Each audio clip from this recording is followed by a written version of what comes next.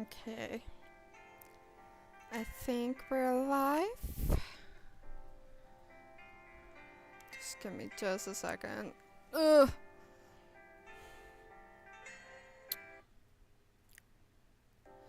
I'm gonna just, there we go.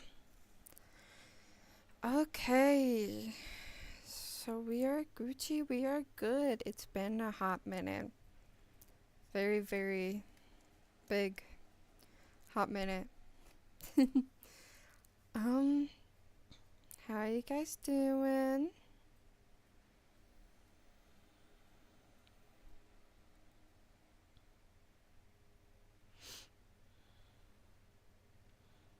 The chat itself is a little bit delayed, but it's okay. It's okay. We can make it work. I have to figure out my settings. Actually, can we figure out the settings?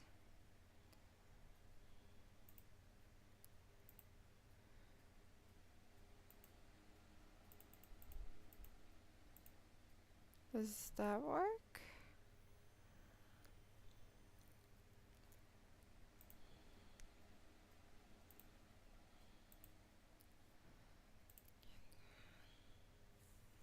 Hmm.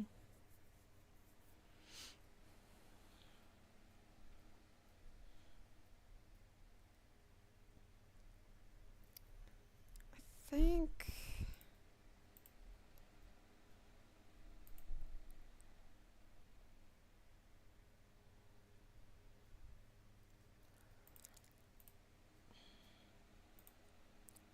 We'll figure out later. When we can. It's okay.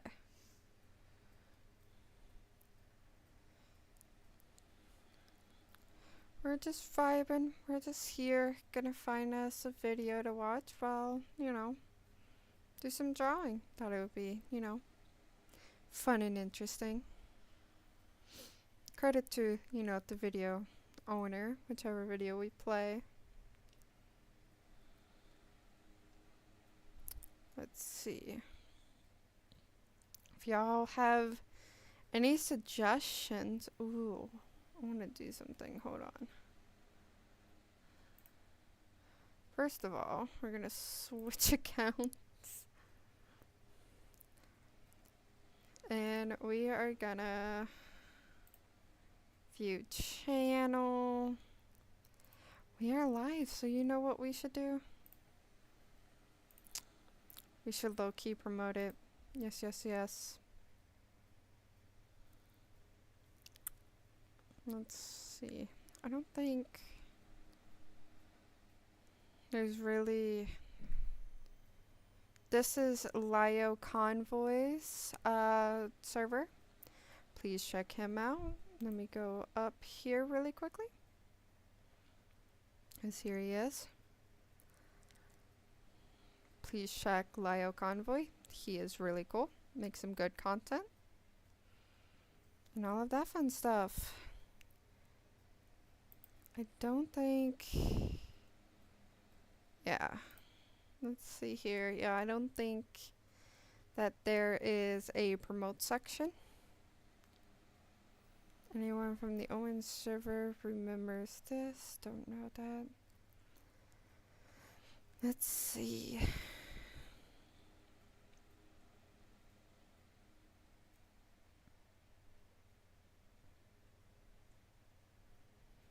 But it's okay.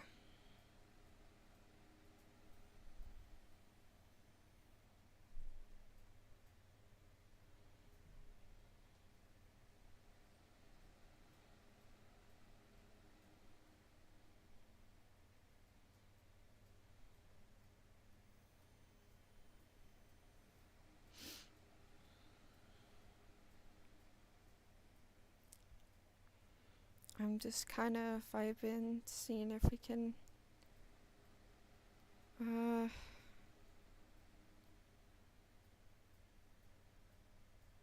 it's okay.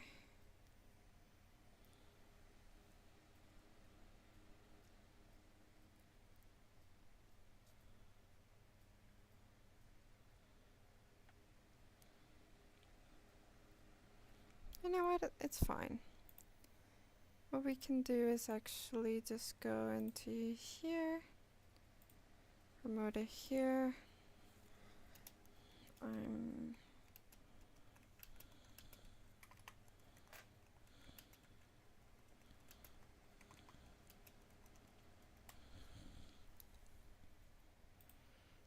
then we're also gonna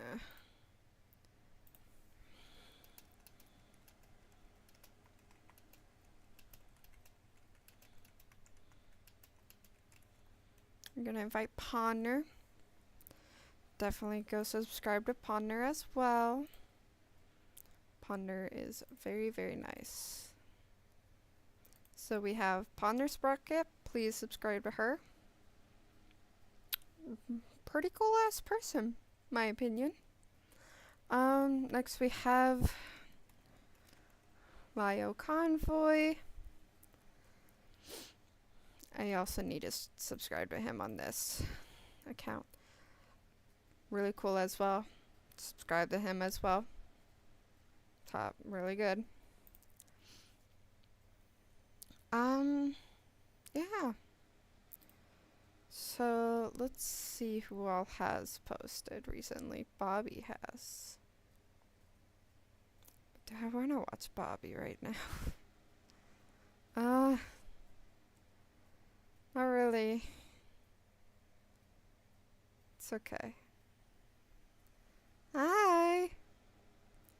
Welcome to art. Just kind of figuring things out right now. Mainly of what I want to watch. It's kind of hard, you know? And if y'all, you know, would like to watch something specific, let me know. Yeah. Yeah, that happens. Let's go back. Let's see. I don't think that we should really watch drama, really. Goodbye, Dexter. I am not gonna watch that on here. We don't need anything said. It's okay. It's fine. We're vibing. Let's see. I mean, if y'all want, you know, if y'all would like to listen to some drama I've been really intrigued in, I can play something.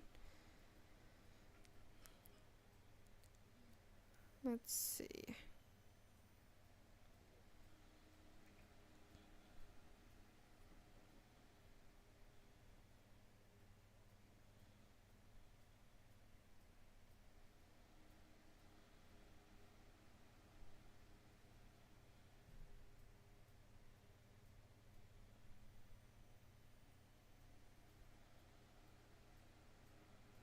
Are you still gay? Do it jiggle? What? Okay.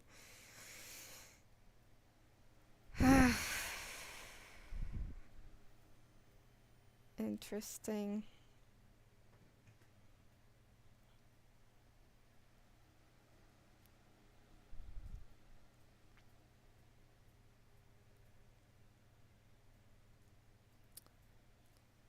Let's see. That was questions for Ranboo. Yeah. Have fun. I am gonna. It's interesting. We'll say that.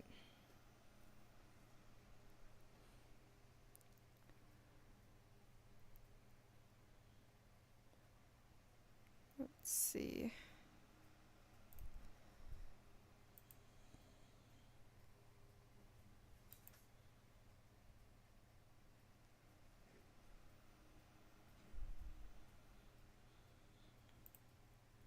Yep.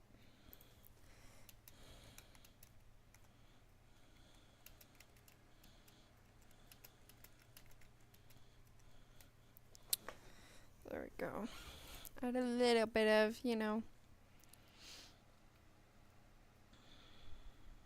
Let's see.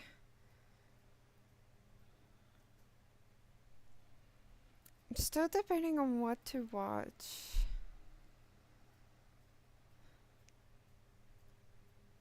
Because I can't really draw without some type of sound or something playing. But it's fine, we'll figure it out.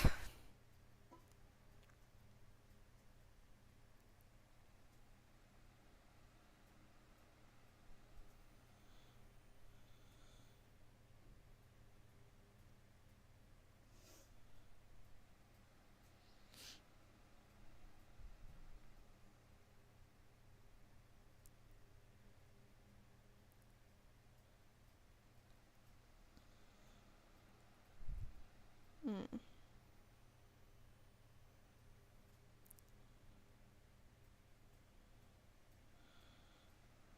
Yeah.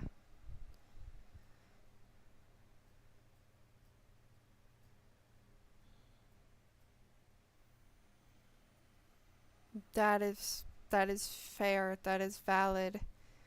Uh I'm a have copy strike on my live, but really the only thing it'll do is I can't monetize, which I can't monetize anyway, so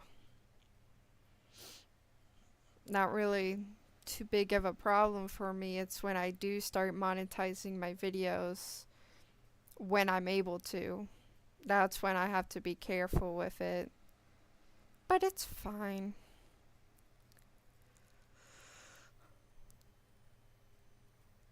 See, I don't want to do something like, I don't know how to explain. Yeah. If you don't have, like, if you, like, sometimes it can copyright and people from certain countries can't watch it. However, most of the time, you just can't monetize. Or even sometimes you can. It just doesn't really have an effect, as far as I know, but most of the time you just can't monetize when you get copy striked.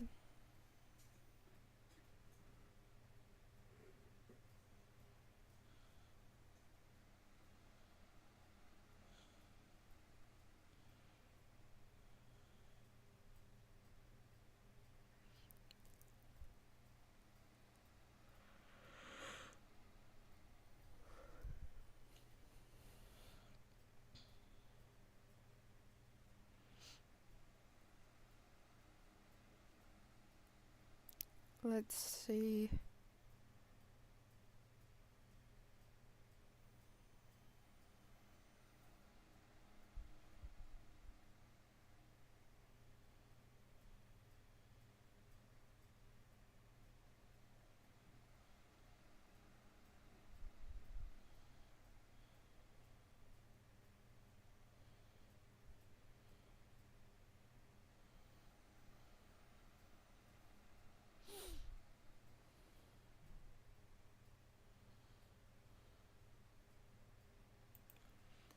Usually when I listen to this, that's fine.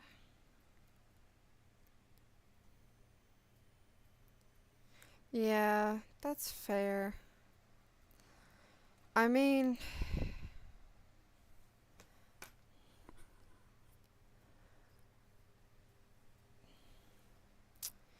let's do. Hmm. Let's watch this one, of from Ponder Sprocket.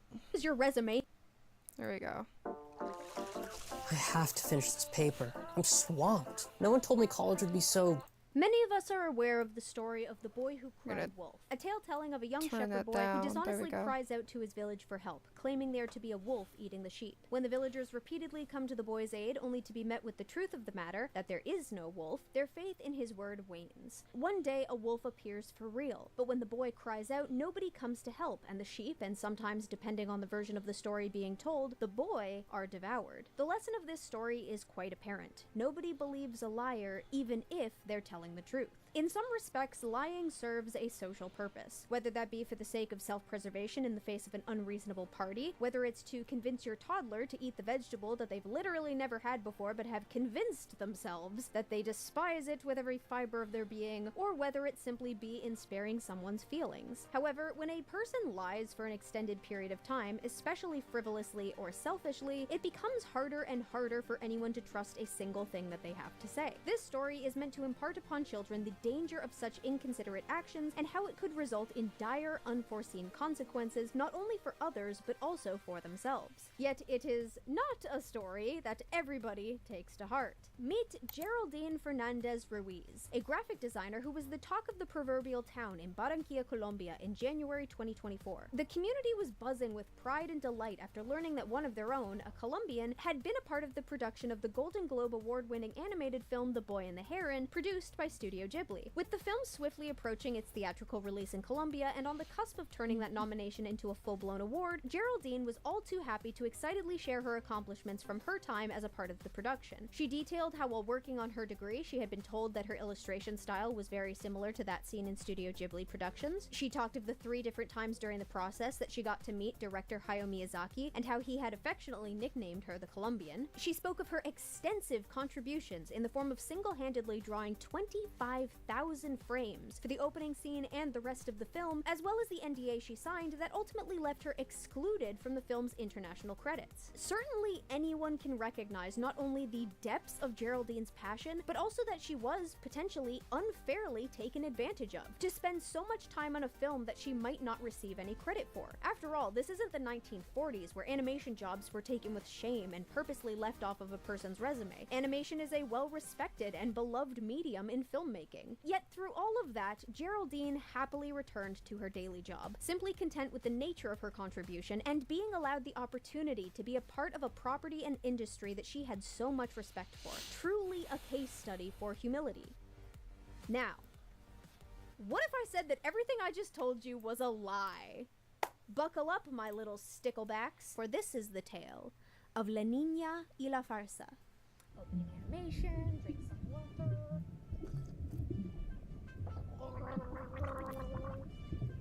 Keep your throat moist.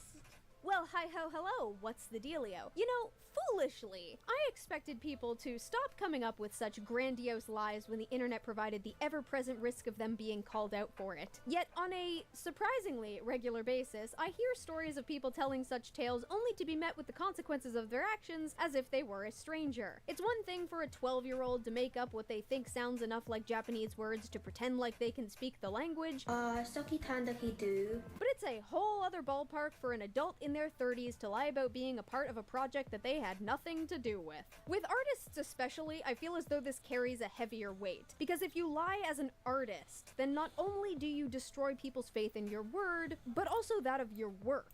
An artist producing the work of another under the pretense of it being their own can no longer be trusted in the authenticity of their own work. Once again, this behavior makes more sense in children because they lack the foresight for consequences like, how can I survive as an artist if nobody trusts that the work I create is actually made by me? Something to keep at the back of your mind as we're going through this is that I was having to piece a lot of this story together from various different sources, not all of which had the same or even moderately useful information, and which was almost all in a different language. There's a plethora of Spanish language videos on the matter, but unfortunately, yo no hablo español con permiso. So firstly, let's give a big old thanks to my translator, Say, who, while I was able to piece together aspects of the situation from auto translations, very kindly gave me a more accurate translation of what I felt were the most notable parts of the interviews. I felt a more comprehensive English language rundown of the situation might be appealing to my artistically inclined viewers who also need that long-form content, because while I initially tried to make this video a half-hour, you guys know me, I'm entirely incapable of doing that,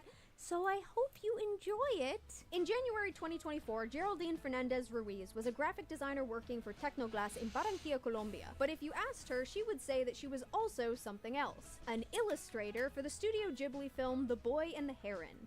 Yes, I said illustrator, not animator. That was on purpose. The way that I love Geraldine told the Ponder story, here. not only was this an inspirational case of a woman traveling overseas to earn her degree and then being capable enough to maintain work in that field remotely after returning home, but also a cautionary tale over the potential of being exploited by suspicious contracts. See, one aspect of Geraldine's story was that before starting work on the film, she had signed a non-disclosure agreement, one that would have barred That her is from openly boyfriend. discussing various aspects of the film's love production. boyfriend This here. contract was also, apparently, what removed her name from the credits of the film. One would assume that the NDA then prevented her from publicly or privately drawing attention to that detail. Despite that, Geraldine was seemingly able to work around that limitation My when she spoke God. at a meeting of illustrators at Sergio Arboleda University. In October of 2023, she was invited to speak at a workshop for upcoming student animators, and it was specifically the work that she claimed as her own present in The Boy and the Heron being cited when doing so. From the outside, this looked like a woman who had effectively been taken advantage of in her first, rather successful foray into animation, denied rightful credit for the hard work that she put into the production. This was made all the more disappointing given that Geraldine spoke about how she had been injured as a result, developing what she referred to as a crooked hand from the grueling, unrelenting hours of illustrative work, as well as losing 15 kilograms during the course of the production. For all of you Americans out there, that's 33 pounds. You can only imagine, as word of her accomplishments flooded her community and place of work, why her friends and co-workers were then so impressed. So captivating was her story, in fact, that on January 14th, the Colombian news publication El Heraldo ran an article on her, which was soon to be followed by additional reports on El Tiempo and Infobay. However, within 24 hours, Geraldine's claims faced up against the scrutiny, broader community, and industry knowledge available from users online, and they did not hold up. Yes.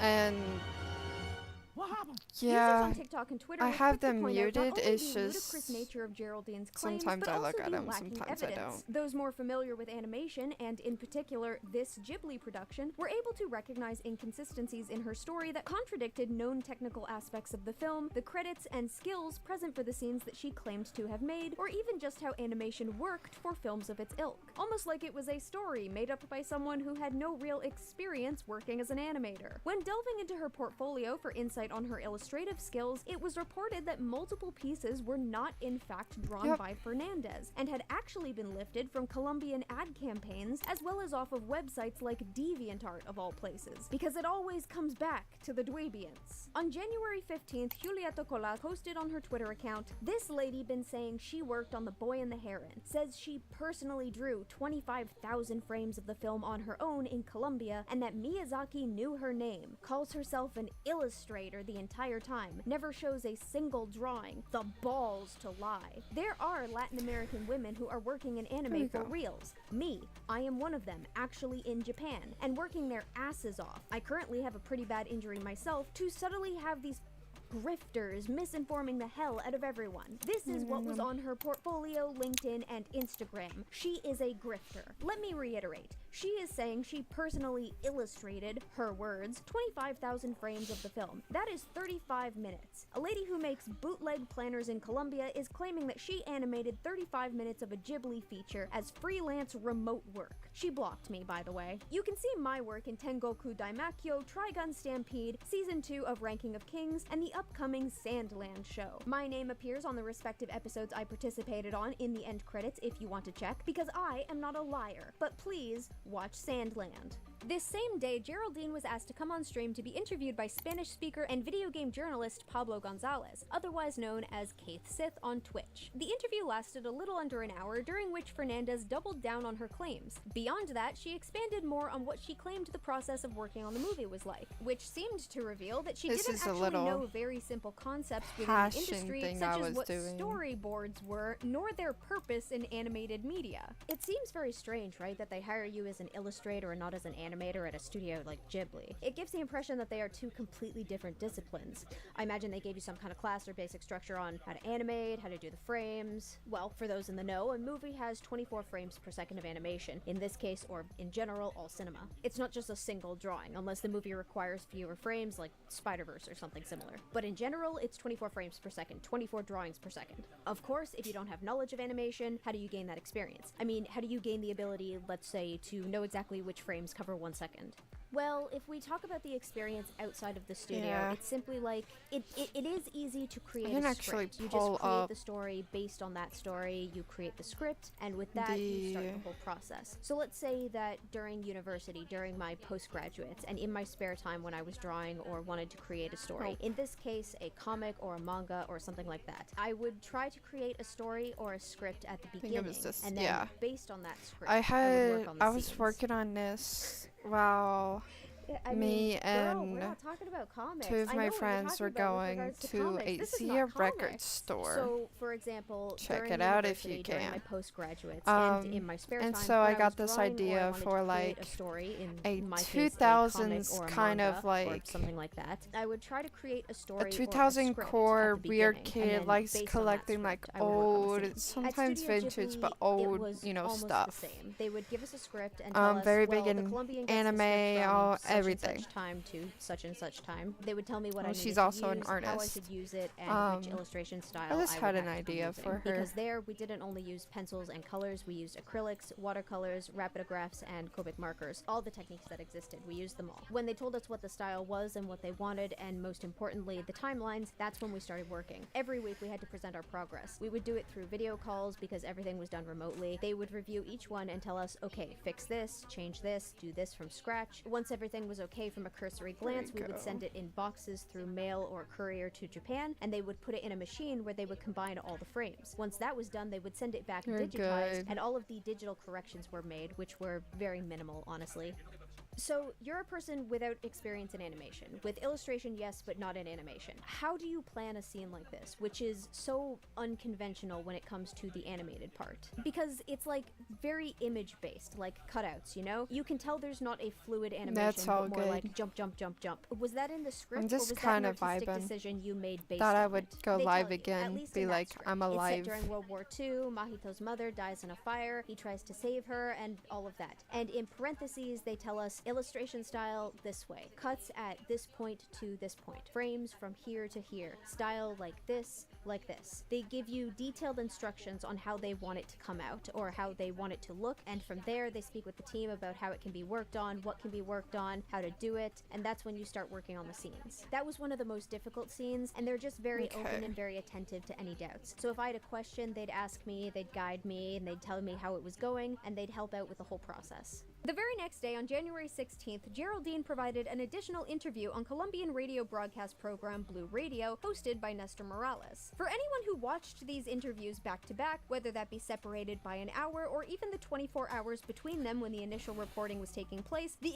inconsistencies in Geraldine's claims become very apparent. One does not even need to be versed in animation as a medium to recognize them, given that her claims regarding her involvement and her answers to specific questions change between these two interviews. What initially started as quite bold claims regarding how she'd actually witnessed her name in the credits of the film when being interviewed by Keith Sith turned into excuses for why she wasn't included in the credits a literal day later.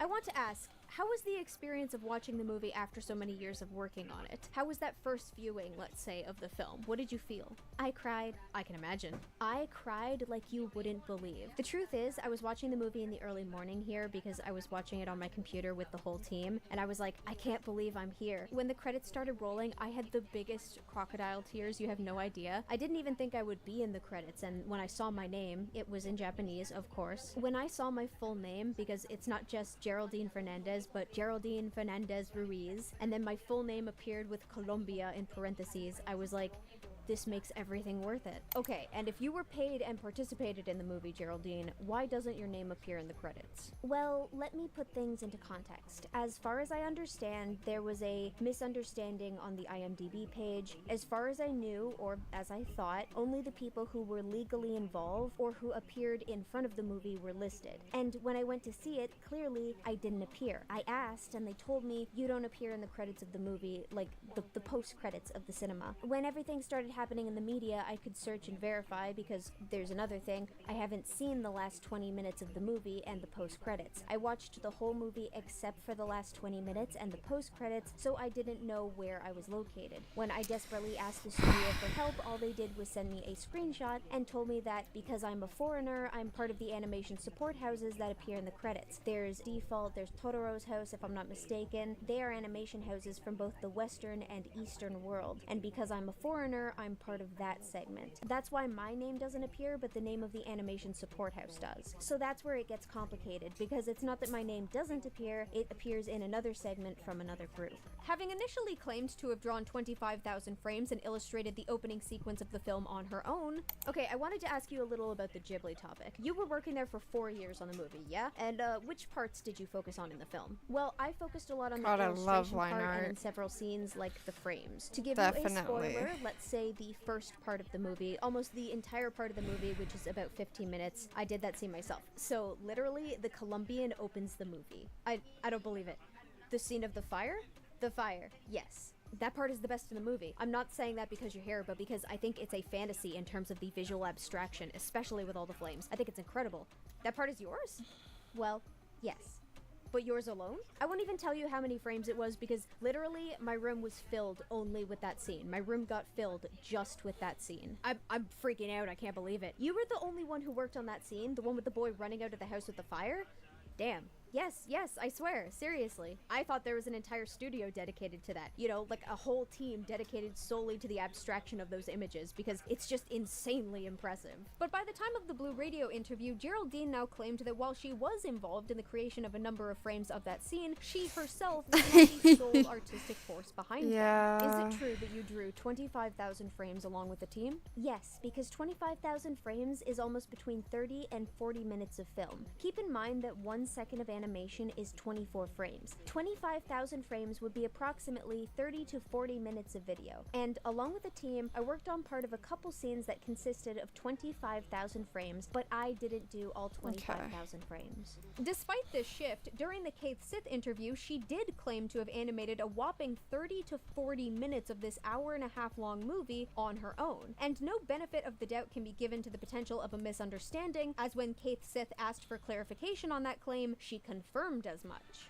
Okay, so you mentioned that you did the arrow scene. Are there any other scenes that you worked on? The forest part, the part where the heron goes with Mahito, and you see this pretty colorful forest, very beautiful. I did that one too. I did the fight between Mahito's father with the parrots, where the parrots appear. The part with the frog was done with a team. The part where Mahito's mother melts was also done with a group. The scene with the papers, where his mother says something like, "You shouldn't be here," I did that one alone. And many scenes in total. Between the ones I did alone and the ones I did in collaboration, I worked on between 15 and 20 scenes. How many minutes are we talking about roughly for all those scenes? Can you say? Around 40 minutes approximately. Wait.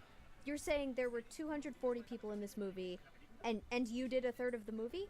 But like I said, some were done alone, others in collaboration. Each person did their own scenes. What happens is that keep in mind that some scenes are 3 seconds long, others are 15, 20, 10, or 20 seconds, so it really depended on the scene that I was working on. Yet when asked for further clarification in the Blue Radio interview on how much work she put into this movie, there was no feasible way to stretch the amount of work she was now claiming into 40 minutes. But Geraldine, you went to give a conference about a small, insignificant participation in a movie that doesn't have credits. With just 2 drawings, Geraldine, you don't lose 15 kilograms, you don't work all night, and your hand doesn't get twisted from work. You made up what you said at the Sergio Arboleda University, and I say this to you respectfully.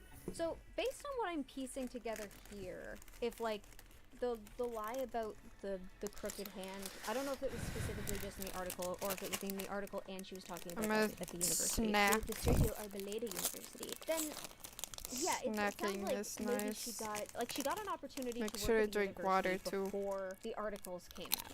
So maybe that means that someone in her friend group had connections and they were able to be all like, hey, I know this person who worked on The Boy and the Heron, why don't I bring them in? And then that gave her an opportunity to speak. I wonder if she got paid for it, or if this was like purely an optics ego thing. Because if she got paid for it, it's totally a grift. If it's like well, I guess it could be a blend, but like a solely optics ego thing is a very different matter. I'm very curious if she got paid. Interesting. And so like that sounds to me like she was playing up how injured she got so that she would have these smaller up and coming animators, illustrators, whatnot, the people who were taking her workshop effectively looking up to her and being all like, oh my god, she's so dedicated, she's Taking a amazing. little And then break. she like, you know, veered into a bunch of people who actually did potentially have background knowledge of animation, and I imagine it probably set off alarm bells in their heads. But you know, why would you assume that your university hired a grifter? Why would you assume that they hired a scam artist? It's the same thing in going to like Artist Alley and finding someone who's like tracing work or selling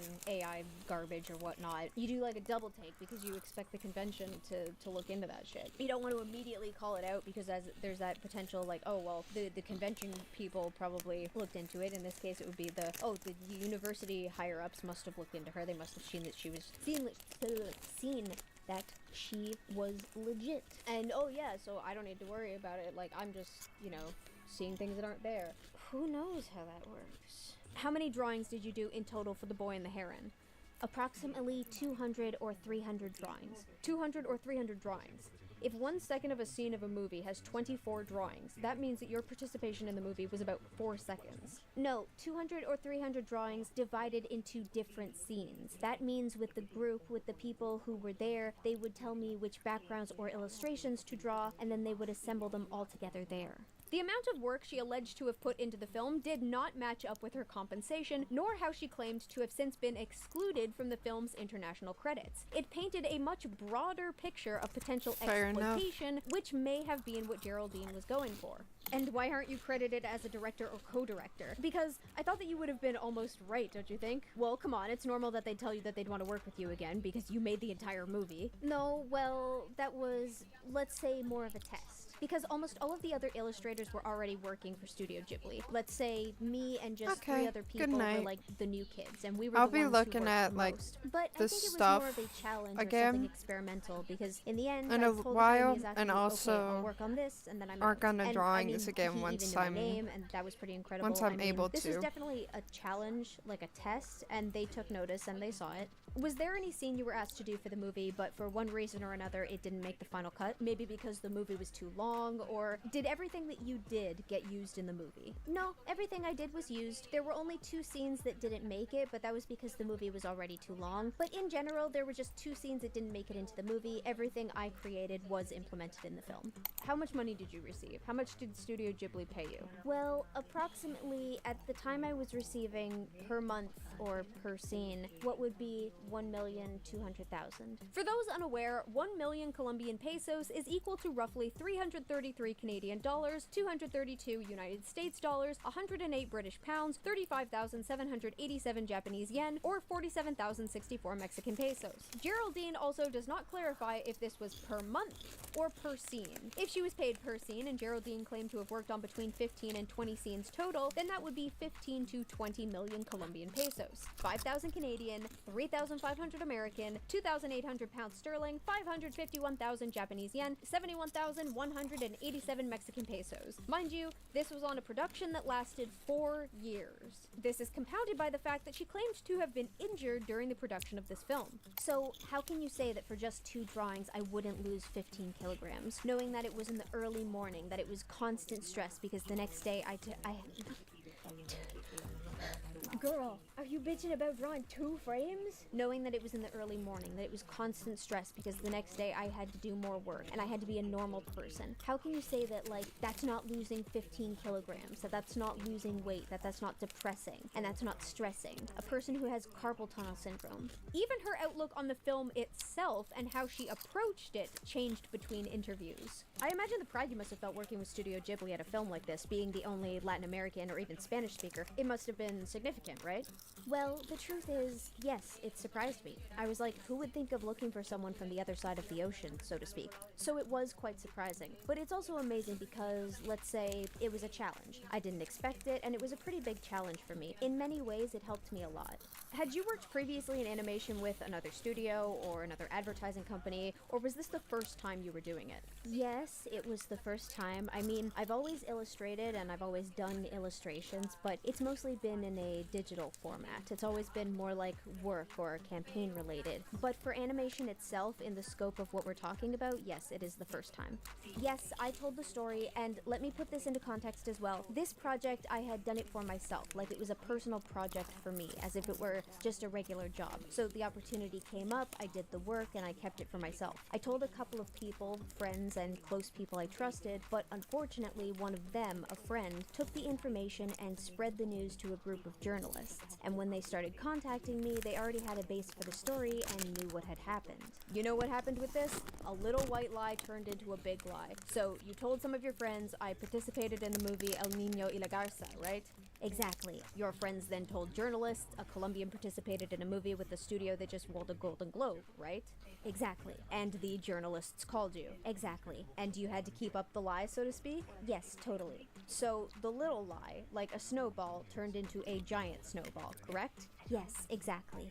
Reading this out, the way that she tries to stick to the lie, like even though she's admitted it here, it's like, yes, it was a lie. Like it almost feels like she's going for the plausible deniability thing, because like she's got the whole NDA. So like realistically speaking, the NDA would prevent her from talking about it in general, but you could like maybe do it's like, oh, well, I didn't tell people outside of my circle, they told it, and blah blah blah, possible deniability. But then she actually went on like the interviews and like did conferences and whatnot, so would that not violate the NDA? You would think this is all just like pretense so she could convince it to the people in her inner circle and feel like, yeah, I couldn't talk about it in the public. I can talk about it to you guys, but the NDA bars me from talking about it. And you actually did like a really bad thing and you hurt me by telling the media. Oh my god. Whoa. That's insane.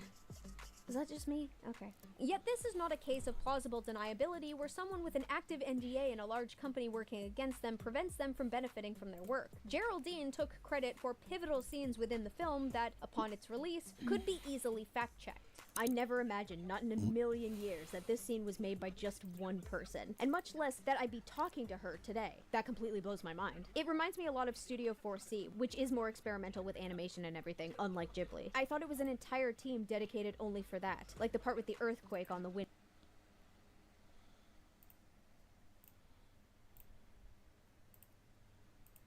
Is your resume not indicative?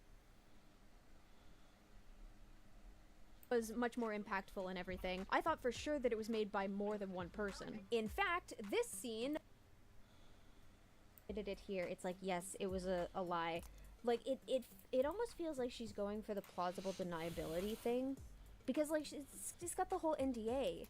So like realistically speaking, the NDA would prevent her from talking about it in general, but you could like maybe do it's like, oh, well, I didn't tell people outside of my circle, they told it, and blah blah blah, possible deniability. But then she actually went on like the interviews and like did conferences and whatnot, so would that not violate the NDA?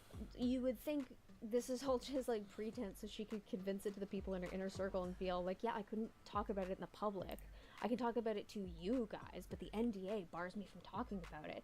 And you actually did like a really bad thing and you hurt me by telling the media. Oh my god. Whoa. That's insane. Is that just me? Okay. Yet this is not a case of plausible deniability where someone with an active NDA and a large company working against them prevents them from benefiting from their work. Geraldine took credit for pivotal scenes within the film that, upon its release, could be easily fact-checked.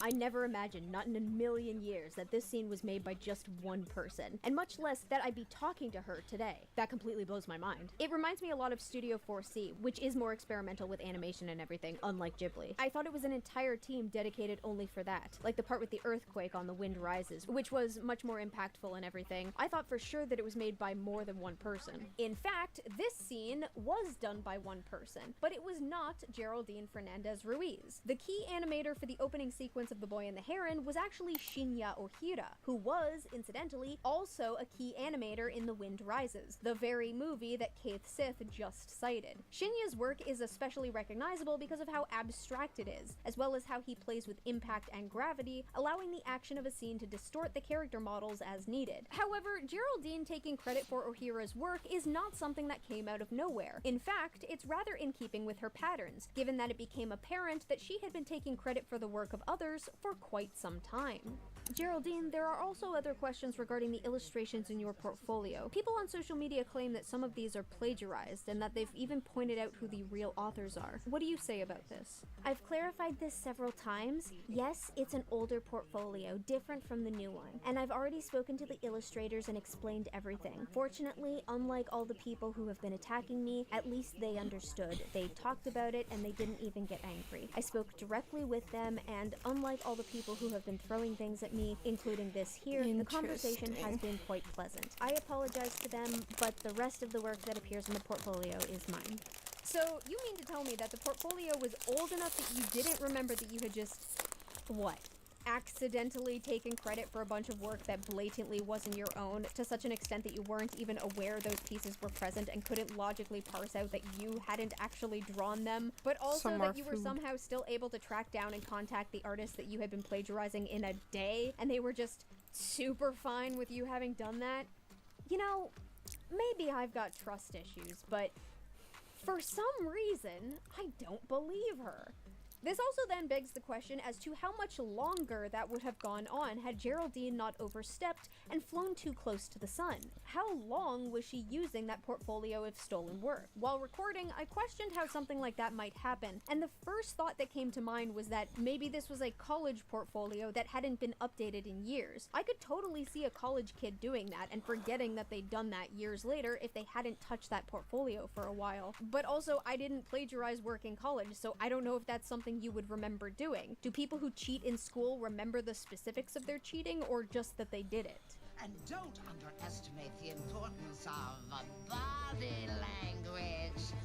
One thing that I found to be particularly interesting while looking into this situation that might be worth exploring was Geraldine's body language between interviews. Because while you couldn't see her in the Blue Radio interview, you could see her in the Kaith Sith and Yazta interviews. The Yazta interview, as far as I can tell, happening after the Kaith Sith one because, based on the available clips, it appears that Yazta pushes back on a lot more of her claims. When Kaith Sith accepts her narrative that she was the artist behind the fire sequence in the film, you can see the smile on her face and how she turns away from the camera. There's a slight shake to the camera that initially made me believe this was her shoulders moving and that was her giggling, but it almost looks more like a blush reaction, doesn't it? Like she's getting an emotional rush similar to what one experiences when they are genuinely complimented on something that they've done. And I denote this because obviously I don't think that she's a good enough actress to fake this sort of reaction. She does look like she's laughing a bit later though, before she literally leans into the conversation. Geraldine goes on one of her lies about working on the film, leaning back and crossing her arms in a defensive or pensive gesture, like she's waiting to see if Kaith accepts the presented narrative, and when he does, she leans in again, eager to further engage with the conversation and the narrative because Kaith Sith isn't pushing back. Switch over to the Yazta interview, and he doesn't visually seem like he believes what she's telling him, which forces her to think harder about the construction of the narrative that she's trying to sell. There are parts of the conversation where Yazta doesn't even look at her while she's answering him, not because he's looking at a screen like Kaith Sith was, but because he's looking down and disengaging from the conversation. He's showcasing to her that he's not interested, that he's not buying it. By this interview, she's been forced to admit that her name doesn't appear in the credits, and now that she is broadly included under the umbrella supporting studio of UFO Table, saying that while her name doesn't directly appear, her emotional high from being involved was essentially what caused her to inflate the nature of her role in the film when talking about it, and that she did believe that she would be in the credits. But then, you know, is your excuse for taking credits for O'Hara's animation really going to be, I was too excited? When Yazta asks if she can showcase some of the work she did for the studio production to prove her involvement, she says that she can't. Something that, I guess, changed since the Sergio Arboleda workshop and the Kaith Sith interview where she was directly taking credit for specific scenes. Notice how she's leaning back in her chair at this line of questioning. Look at her facial expression. It's so different and interesting that I couldn't not bring it up. Hello, people. Based on what I've seen, Geraldine's art, to use unconventional but socially understandable terminology if a tad lacking in nuance, isn't bad like one would expect. In the interview with streamer Yazta, she showed off some of her artwork. Provided this work isn't also plagiarized, it's decent enough. Certainly not Ghibli quality, but not the worst thing in the world. Personally, I'd maybe say that she could work on her traditional coloring a little more, but I'm not exactly one to criticize in that regard. My skills are rather lacking in that department as well. Her pieces, based on more realistic proportions, aren't bad. Her cartoon character designs are pretty great, actually. Her anime style attempts are also quite good. Her fantasy dragons are a little simplistic and unrefined, but not awful. They're, again, about as good as I'd be able to make. But then there are also small things that give me pause, like how on some pieces, her grasp on how to layer hair is quite lacking, whereas others appear to be near perfect recreations of the style that she's going for. Replication is a skill that an artist generally needs to train, and it's much harder to do if you don't have a grasp of the basics. If there's a particular look to the art that you struggle to accomplish on your own, then any instance where you require that skill to replicate something else, and the replication is going to be flawed around those specific limitations. Geraldine showing an almost perfect replication of Jim Hawkins from Treasure Planet, immediately followed by a piece of a girl tying back her hair that looks like something I drew when I was 15, showcases a very notable disparity in the bar of quality for her alleged work. TLDR translation, I think it's very likely that some of these may have also been plagiarized. I also find it interesting that a part of Geraldine's lie was that she attended a course in Tokyo where she was told that her artwork shared a lot of similarities with the Ghibli style. Yet here we have a direct comparison in the form of a scene from a Ghibli movie, Spirited Away, that she has drawn, which allows us to see that she doesn't draw in the traditionally understood Studio Ghibli style. I feel very attacked!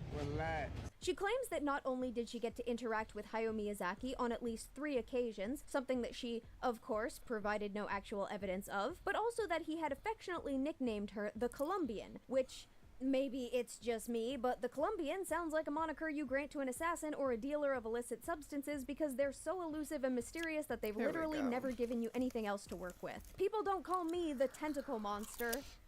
Well, actually someone might.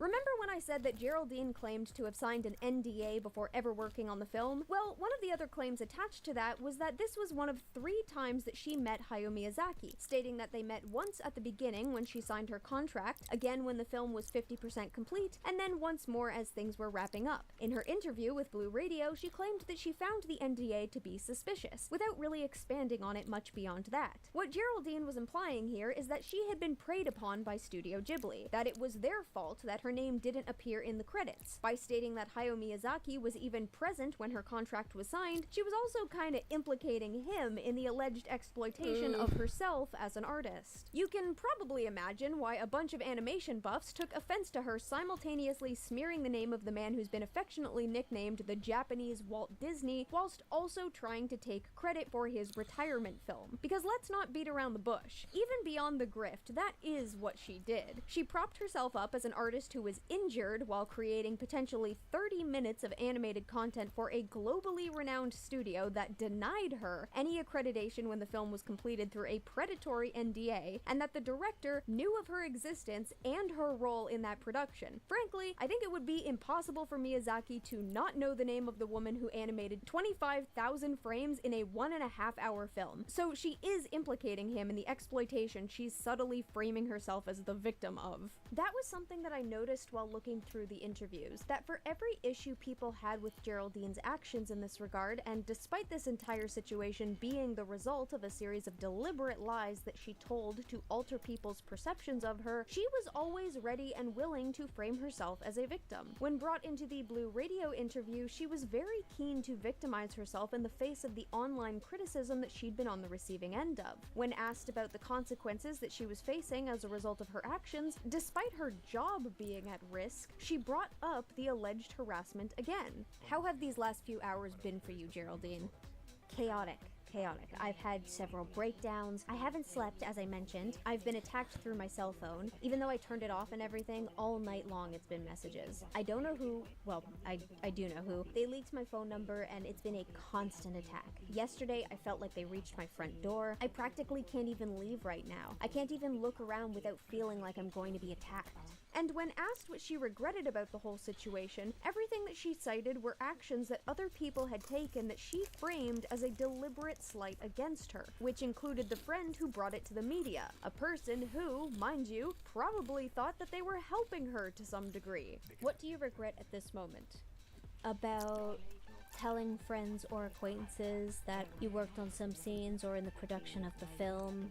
One of the bolder ones communicated with the media, and so to speak, I got caught up in this whole mess. I regret studying with colleagues and being in a world of colleagues where, excuse my language, the hate and envy that they carry towards you and they just want to attack you, who started all of this on social media. Yes, and I accept my mistake, and I've been telling you from the beginning that I'm accepting my mistake and explaining how I'm handling it. But what I also regret is that even though I'm accepting my mistake, I regret that people have crossed my path whose only intention is to cause me harm. I could end up hurting myself and no one would care. She even had excuses for the classes that she claimed to have taken at Tokyo University not existing.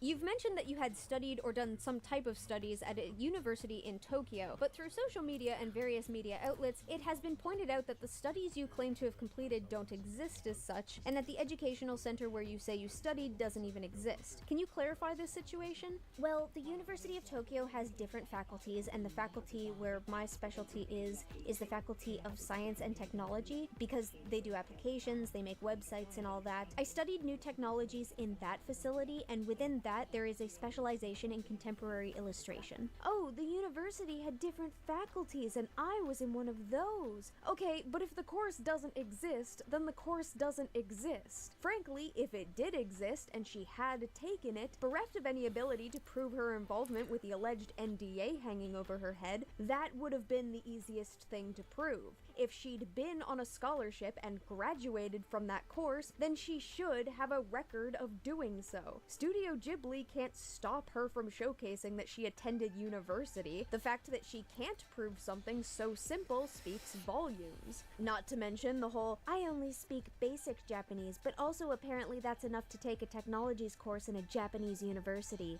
Press X to doubt. Geraldine made every attempt to skirt around the very notion that she had been lying, even going so far as to say that she didn't know the difference between lying and exaggerating, so she couldn't be sure if her actions were one or the other. Geraldine, I beg you to forgive this questioning, but did you lie? No. Exaggerating is not the same as lying. It's a way of saying you told a little white lie or a big lie. Well, I'm not sure how it could be determined, like the meaning, but I don't know if exaggerating is the same as lying. However, I am here to clarify. Sure, I could see it being insanely distressing if you were telling the truth and nobody believed you, and I would expect a person in that scenario to reaffirm their narrative, but the fact that she expressly took credit for work that could be proven to have been made by other people means that she wasn't telling the truth. How have these last few hours been for you, Geraldine? Chaotic. I've had several breakdowns. I haven't slept, as I mentioned. You know what, this is, if she is telling the truth about like the amount of backlash she was getting, because like this does seem like a regular thing, or like a big thing, and for somebody who like maybe isn't online a lot, this would seem like, imagine she has like maybe 30 to 1,000 subscribers, right? Or not subscribers, but like followers on Twitter. She's maybe getting like maximum, 10 engagements or something. I don't actually know how that works. But like then all of a sudden her mentions are like flooding in with people talking about like, oh my god, can you believe she lied about this thing? And they're picking apart her portfolio, which she's been like comfortable sitting on for years, because I don't know, like she just got used to not having people know enough to call her out, or not being willing to call her out on that. And then all of a sudden there's this influx. So like the way that must have like shattered her worldview. Maybe not shattered her worldview is the correct terminology, but like she had gotten so comfortable in like a very specific mindset. I don't know, the interviews are throwing me off. Maybe she thought the interview, you know what, she probably thought the interviews would fix it. What am I talking about? Okay. And then she realized it wasn't gonna work. That's oh, I feel bad for her, but why would you lie about? Heads up, guys. I was instrumental in the creation of Stuart Gordon's movie Reanimator. I gave him all of his best ideas. It was my idea to make the reagent green. It doesn't matter that I wasn't born and that I feasibly had no way of being there. I was there. Promise me. Promise you. I was there. Making up lies requires mental energy. So given that Geraldine also claimed to be facing so much harassment and criticism, I'm curious to know if that, coupled with the continuous lies, drained her over the course of these few days. Maybe that's then why it didn't last much longer. I've made a severe and continuous lapse in my judgment. On January 17th, 2024, after she'd been properly dragged through the mud online and through news outlets retracting their original articles on her, Geraldine finally decided that it was time to come clean and issue an apology. Geraldine's apology letter. I alert the public, the media, my friends, and my family that I never participated in the illustration and design of the film The Boy and the Heron, directed by Hayao Miyazaki. Everything that happened was the result of a bad faith exercise that I now recognize and for which I am sorry. My love and admiration for illustration and my profession as a graphic designer led me to make comments in closed circles about working as an illustrator in some scenes. I recognize that was a mistake. The digital press contacted me, and from there, everything went viral, a situation that was far beyond my expectations and which placed me in the eye of a hurricane in front of the most important media in the country, influencers, and colleagues. I acknowledge that the situation got out of hand, and it became increasingly difficult to retract my comments, which had a negative impact on my friends, family, colleagues, bosses, coworkers, and society in general. Today, after exhaustive reflection and advice seeking, I draw on my inner strength to address you and say that it's time for the truth to come to light, that everyone deserves to know. The truth frees us. This experience would have an impact on anyone. I'm aware of this, especially when the media did not act with rigor to verify the sources, which took me by surprise. I did not have the maturity to recant and felt that I had to continue with the story that I had participated in the production. I reiterate that I feel remorse and express my apologies. I appreciate the support of some internet users, bosses, friends, family, and the company to which I am linked. They have all provided moral support and strength at this time, for which I am very grateful. I would have liked to go viral for something real, but today we wake in a country with important issues that affect the integrity and daily life of all Colombians, but those stories don't become viral. I apologize 1,000 times for everything that has happened. From now on, I will work hard so that my professional talent as a designer precedes me. I believe this is the formula to follow, away from controversies, with loyalty, simplicity, humility, kindness, and love for my profession.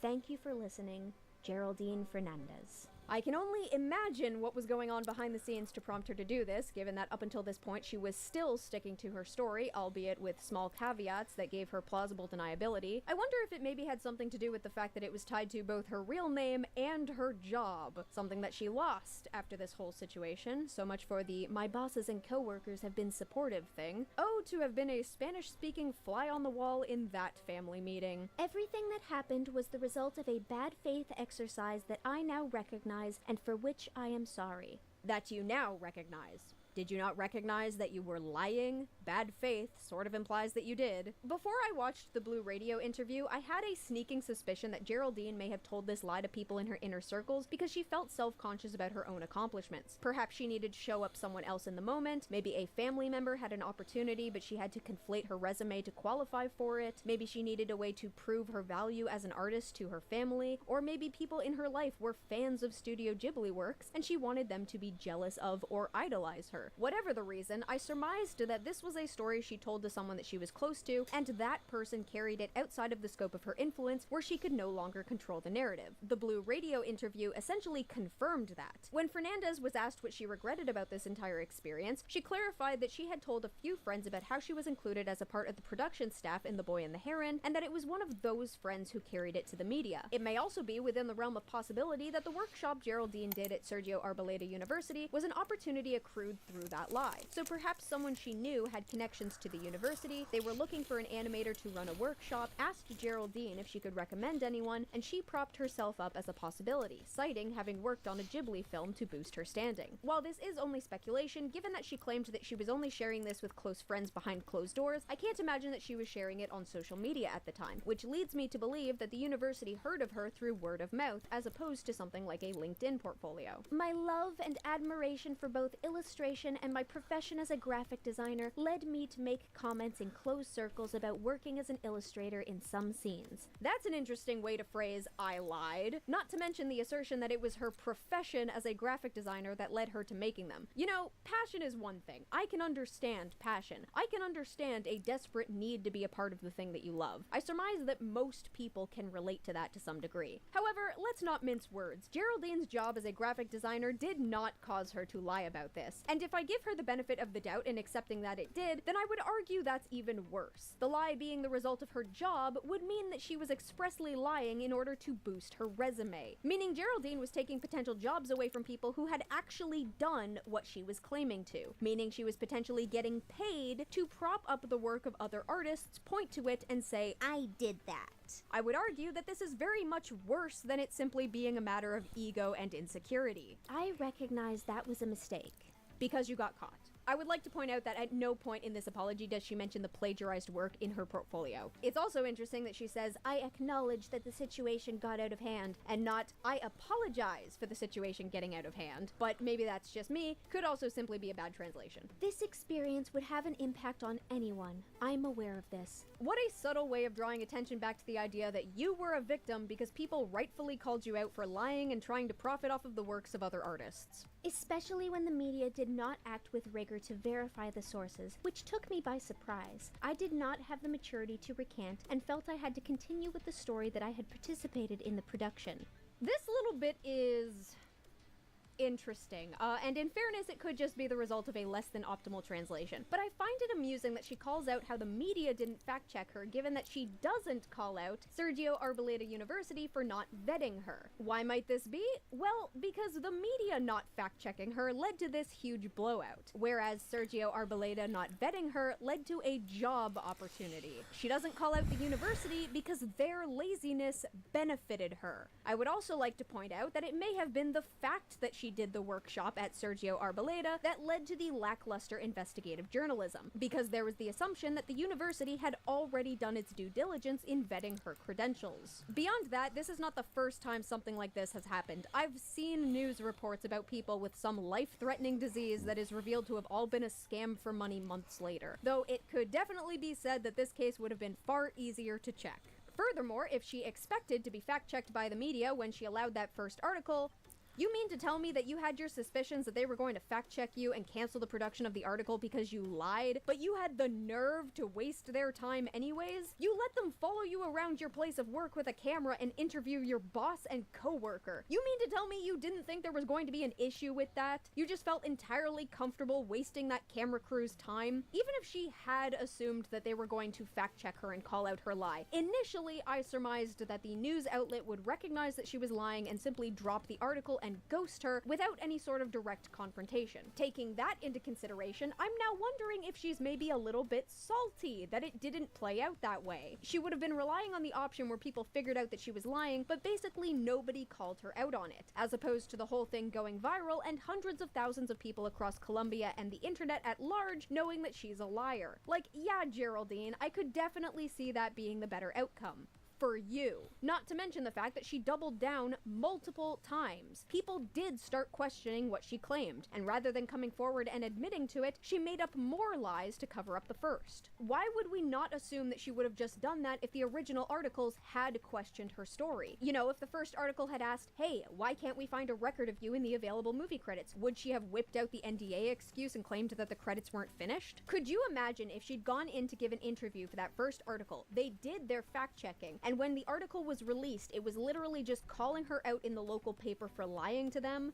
No, of course you can't, because that wouldn't happen, and that's what she was counting on. She was counting on being found out by the person writing the article so that it would quietly go away and she would never face any consequences for the lie. Should anyone in her inner circle ever bring up, oh, what happened to that article they were going to write about you? She could just play dumb or make up some new lie about how the article got pushed aside for a bigger story, in turn garnering sympathy for her accomplishments going unacknowledged. While I speculated this initially, it actually makes much more sense that the article might then pivot to focus on the Sergio Arboleda University workshop. I can't see a news outlet calling out some random woman for lying to her friends, but I can certainly see them writing an article about a grifter who was lying about her resume to get conference jobs where she's supposed to be teaching up-and-coming animators about an industry that she isn't a part of. Don't get it twisted. Both the news media and the university should have vetted this woman. Geraldine was very much coasting on their ignorance and trust. Sure, she's responsible for telling the lies, but investigative journalism is a thing for a reason. That reason being that people often lie to make themselves or their accomplishments seem more impressive. The story was notable because it was a local Colombian woman working on a film that had just won a Golden Globe. Obviously, you want to believe that something like that is true, but it can't be discounted that it's an opportunity that bad actors would readily take advantage of. I could understand them not recognizing the stolen work in her portfolio because I can't imagine they browse DeviantArt all that often, but to not even question why she wasn't included in the credits was just negligent and naive. Two words that shouldn't be a part of media reporting. So while I think it's worth criticizing the media outlets that perpetuated her narrative, it does not make sense for Fernandez herself to be the one doing it. If you want to argue that it's a part of their job to fact-check the stories brought to them and that's why it falls on them in particular, I think that's a perfectly valid viewpoint. But I must then remind everyone that Geraldine Fernandez was working as a graphic designer and therefore should not have been plagiarizing and taking credit for the work of other artists because creating those works herself is a part of her job. I would have liked to go viral for something real, but today we wake in a country with important stories that affect the integrity and daily life of all Colombians. But these stories don't become viral.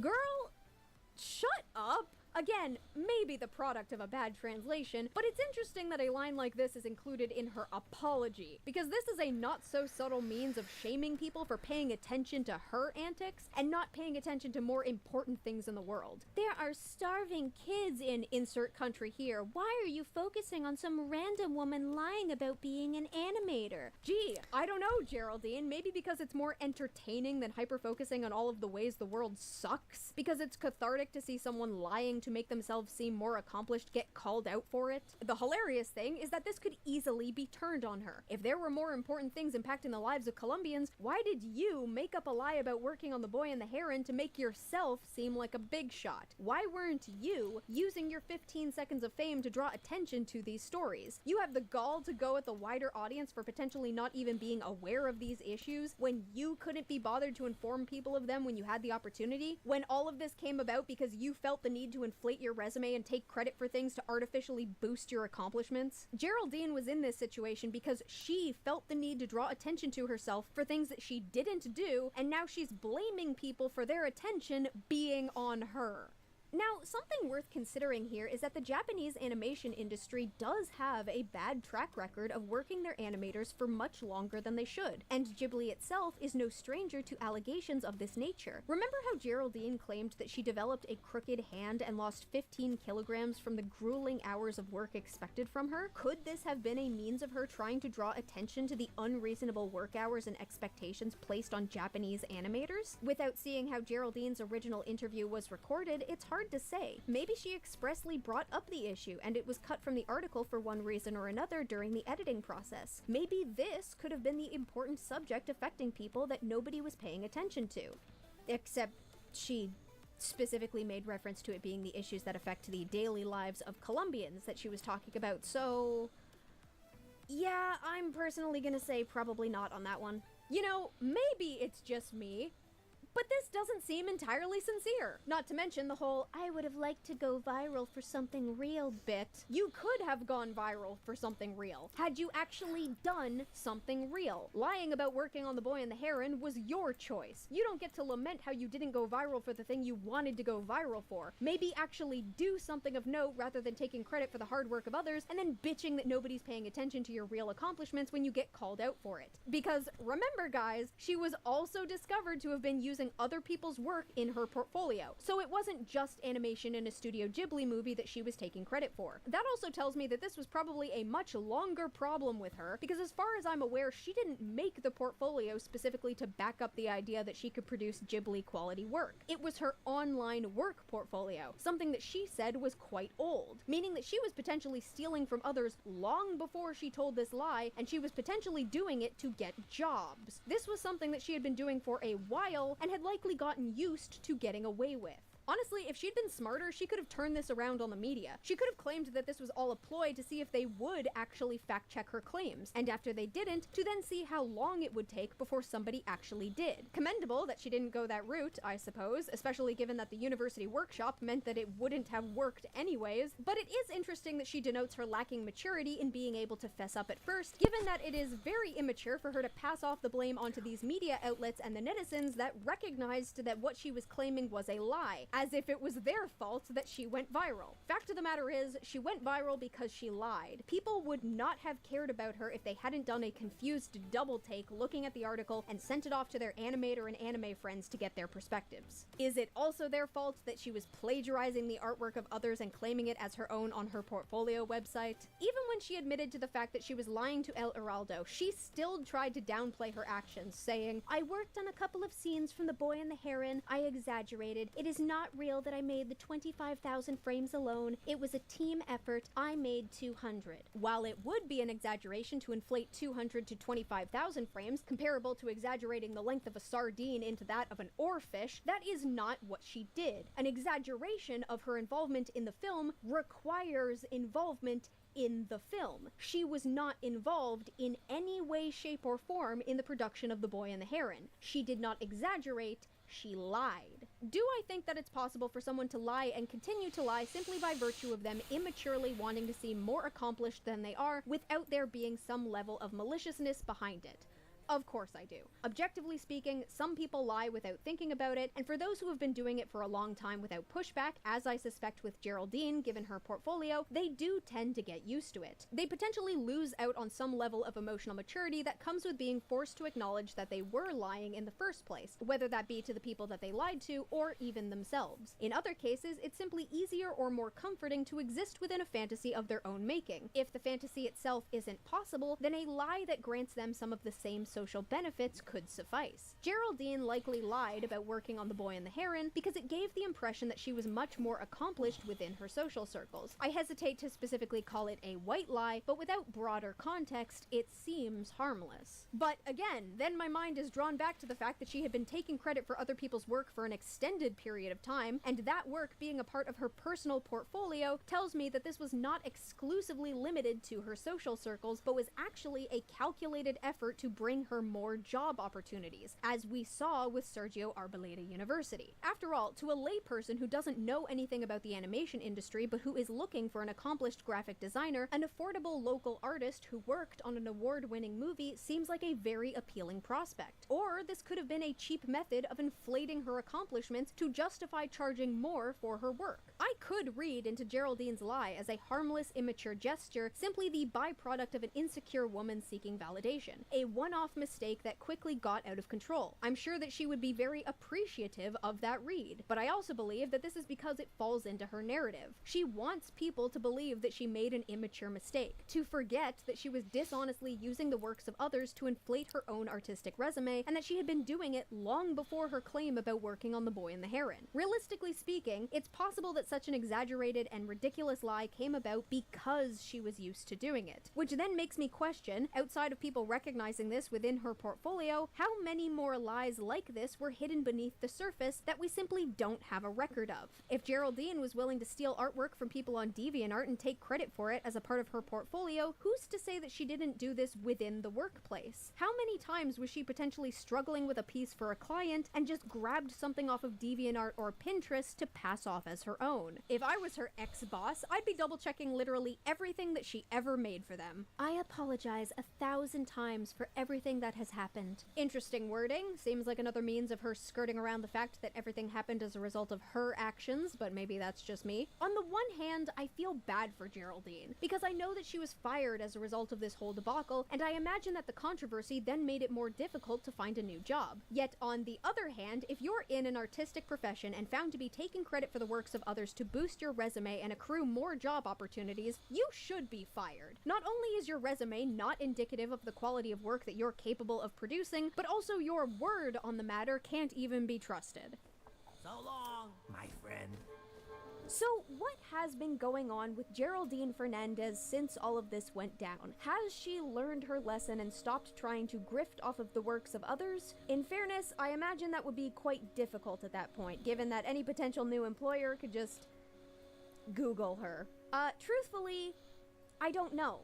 And I don't care. After she admitted to it being a lie and deactivated her social accounts, the news and broadcast media kinda stopped caring about her and moved on to different things. I don't know if she ever returned to social media, and frankly, I don't really feel like tracking down this random Colombian woman who's probably just trying to move on with her life. If she ever does return to social media, it's perhaps worth her followers being aware that she had this habit in the past, so that they can have the context for if she ever does it again, maybe keep an eye out and keep her honest if they see her slipping back into that habit. But me personally, I don't really care enough.